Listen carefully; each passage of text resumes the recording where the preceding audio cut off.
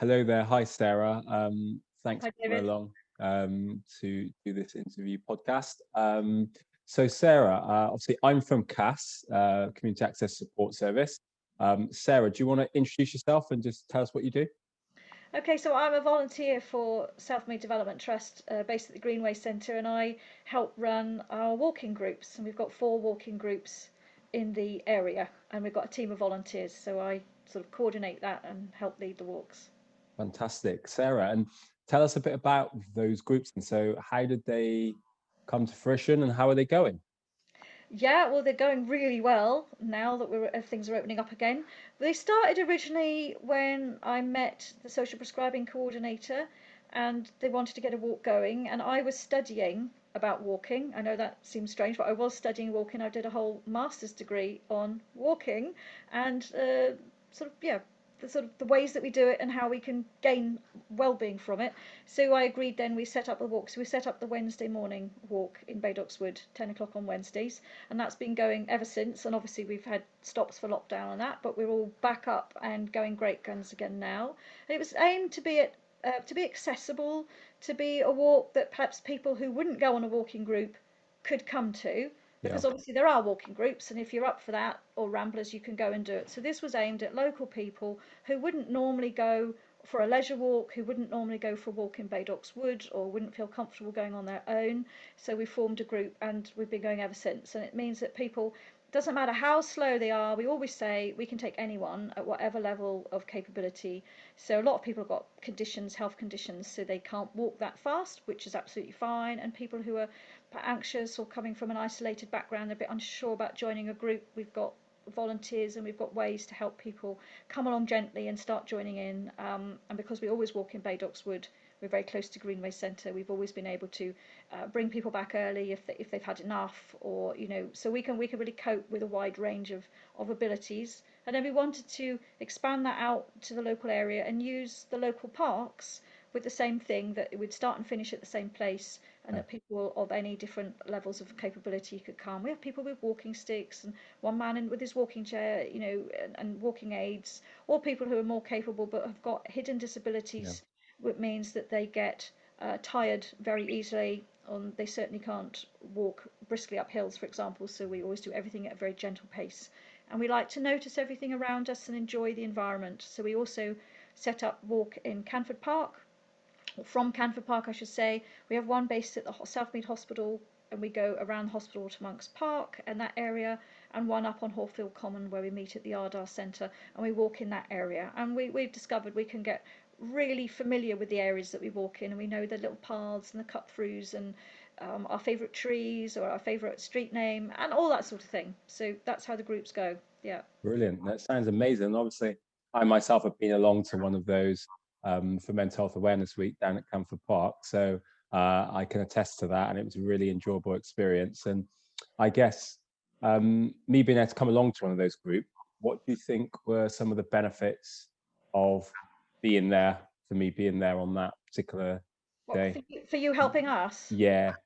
I think what's really good was you drew our attention to all the things that we were doing that are a good idea for mental health and well-being. Um, because I think, because sometimes what we do is not everyone's sort of thing on a walk. They think they're going to walk and keep going, and actually we like to stop and look at the flowers and smell the flowers. That's one thing Mm, we always like to do. We like to see the features or the any interesting thing that's going on, and we always thought, some people are thinking, well, is this a waste of time, or I want to keep walking? And actually you sort of reassured us that all of these things, they help our minds be really present. It's like right now, what can we yeah. see in front of us? What do we hear? What do we smell? We're using our senses, and that is really helpful for people, particularly if they've got anxieties or troubles or worries or pain, to just be right here, right now. And also, we're sharing that experience together. And I think you drew us to the real value of that, and that gives us more confidence that that is a good thing to do, because it is a little bit counter to what many people expect of a walking group, which is to keep walking non-stop, and we don't do it. We don't walk non-stop. No. So that was the value of paying attention to everything that's around us, and people share different information or memories, and like you pointed out, that sort of learning something new, finding out something you didn't know, and people being able to share their own experiences, that's a really valuable way to interact. And so Absolutely. that really benefits everyone on the walking group, including us, the volunteers. Yeah, and I certainly got a lot of benefit too. It Yeah. was nice to be with you, and I guess it was nice to do that in person because obviously we've done a bit of work together over the lockdown period and a cast of support walking group, and I'm wondering kind of what value that's added in some of the stuff that we've done with you Oh, over this period. I think it's really helpful. I think it's really helped inform us about mental health sort of issues or aspects of it, like the training you did recently. It just helps us put it into a structure. Otherwise, we'd just be very vague. You know, we don't come, the volunteers, we don't come from that sort of background. We don't have much training in that area necessarily. We're always on the move. Things are happening and changing all the time. So we've got a lot to pay attention to, and the mental health side could disappear. But actually, I think we feel a bit more confident in how to focus on it, and some of the questions that we can use with walkers that are a good idea to perhaps open up a conversation, but also giving us the confidence that we're not doing the wrong thing, and also how to work with empathy and what our role is and where our role stops as well. You know, where our boundary is. We can't do everything and we can't fix everything, and people, volunteers, can often worry, but actually you've given us the reassurance of what we can do and what we don't need to do as well. You know, we don't need to do it all. And I think one thing came out last time was, you know, can we do 10 seconds of empathy, and how to sort of find our empathy with walkers, and not to be afraid of it, not to be afraid of addressing mental health, and what's going on for us. And we don't need to be afraid of it because we're not trying to fix it for people. You know, we only want to help support people, understand, enjoy, engage with the walk. And if they need more, then we can signpost. No, exactly that. I think it gives us that confidence and reassurance that we're not doing something wrong and that we don't have to do everything. No, that's it. And I think that came out, didn't it, in terms of just reassuring people, and I think there's a lot of really good work already going on, and I think that's, like you said, it's really important to sort of acknowledge that. And I think I guess it's been nice for me just to kind of hear some of the things that come up for some of the leaders, and just to support with that and just have a conversation around that. So hopefully that's been useful in terms of, you know, making sure the leaders are comfortable. It is. It's about the volunteers being comfortable with what we're dealing with. They can't do it if they're not comfortable or confident with what's happening. And some things are out of their comfort zone, and walkers are coming with situations that we've never encountered before. So, you know, we struggle with empathy, but at the same time, we're humans, so we can just do a normal human empathy. We don't have to be anything more, sort of, we're not medically trained, but we don't need to be, and it's better that we're not as well, really.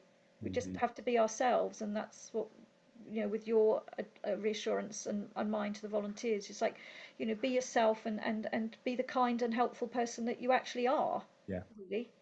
No, exactly that. No, thanks, Sarah. And it's good to get that level of feedback. And I guess as a final message to anyone that may end up watching, what are some of the top reasons you think to get out and have a walk for you, from a sort of a mental health well-being perspective?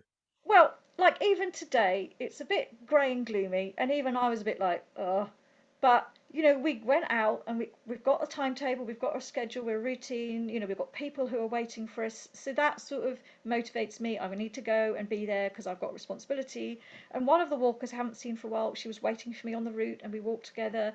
You know, by the time we've all met up, and we've caught up with each other, and we've walked around, and we've looked at things we didn't know we were going to look at, and we've talked about things I didn't know someone else was going to say. You know, we come back, and now I'm like, great, we achieved that today. You know, we've achieved something, and the day looks brighter, even though the sky was a bit grey and gloomy. Mm, We didn't have to worry about that once we were out there together. So, you know, it can be hard to sort of push yourself out the door, but having some sort of structure to go to, people who are waiting, people, you know, expecting you to come, or, you know, you don't have to if you don't, if you really don't want to and you can't, but having somebody to go to and be there and something to do with others. And actually, we've had our physical activity, we've had our fresh air, and we can come home and have a nice cup of tea. you know. Sounds great. What could be better? No, thanks, Sarah. Yeah, thanks for agreeing to come on, and yeah, forward to going on more walks in the future. Thank you very Yeah, much. thanks, David.